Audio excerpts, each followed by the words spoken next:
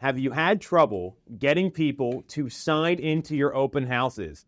A lot of people do, and Stephen Puleo, rockstar agent from our team, implemented a couple key changes that allowed him to get all the contact info so we can follow up and earn some new clients. We'll explain it next.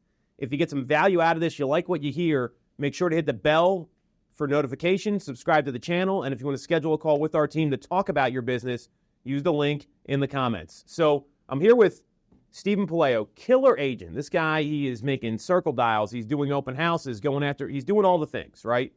And one of the things you came to me with was, hey, I'm having a hard time getting people to sign in for open houses. So tell me what was happening before you made these changes and then what you did to get a higher sign-in rate. Well, the piece of paper wasn't working. People were just scribbling down whatever they wanted, and I had nothing to go off of when I got home. I couldn't really follow up with them. So I started with the warm welcome. Hi, welcome to our open house. My name's Stephen. I'm here from 1 to 3. If you could you please sign in for me? It's really necessary. The seller wants a list of who came through the home, and they just want to know what your thoughts are on the home after you leave. Yeah, and when you think about this, like, is it that unreasonable to ask someone to sign in when they're visiting your house? No. I mean, people steal, medication. I've heard that before. It's a security thing. I think it's a common courtesy in my view. So how was that received once you made that change? They understand. It's not like, hey, I want all your information. This is for safety. We want to know who was in here, and the seller has that right to know. So the first time you did this, I know you sent me a message like right afterwards. Like, what was the result? Because you had a pretty busy open house, like literally right after you implemented this scripting change. It was great. Everybody was open to the idea of signing in. I mean, there was hesitation, but if you just stay on them, they're going to sign in for you. Did you use any like body language? Were you like smiling when you met them? Yeah, it was just a warm welcome. Hi, welcome to our open house. I have all the facts on the house. I'm open to talking about anything. If you want to learn more about the neighborhood, the school district, I'm here for it. But most importantly, I need the information just for our seller.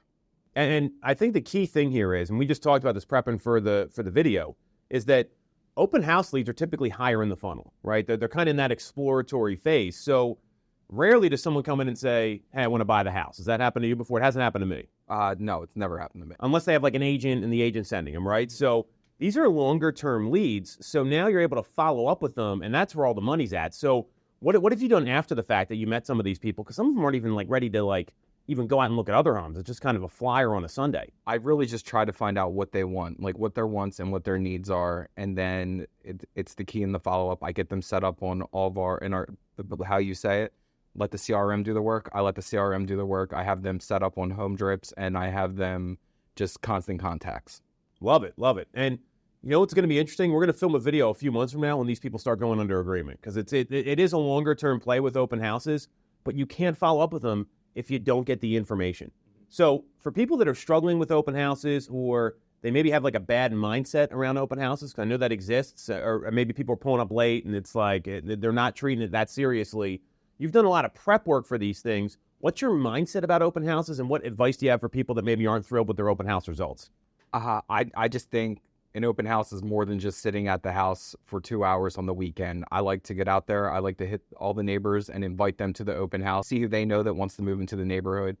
And then once I get the people into the open house, I just want to learn everything before I can follow up. And if they give me like a little information that I can use down the road, like, hey, how was your son's soccer game that you were in a hurry to get to? It's just something to break the ice and let me really meet them. Love it. So we're going to put Stephen's information here if you want to get in touch with him. He's making opportunities out of the open houses instead of just showing up and going through the motions. Little changes give you big results. Get in touch with him here. Thanks for coming on, man. Yeah, thank you.